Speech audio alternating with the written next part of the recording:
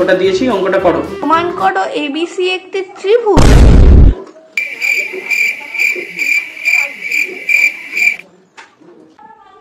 Sir পারছি না, একটুখানি দেখিয়ে দিন না। কেন পারছো না কেন?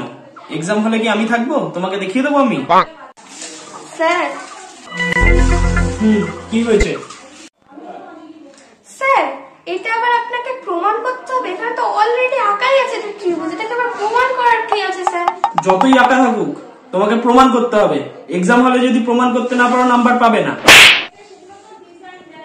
স্যার আপনি যদি চতুর্ভুজ এঁকে আমাকে বলেন ত্রিভুজ এটা, সেটা প্রমাণ করতে, তাহলে আমি কি করে পারবো বলুন স্যার?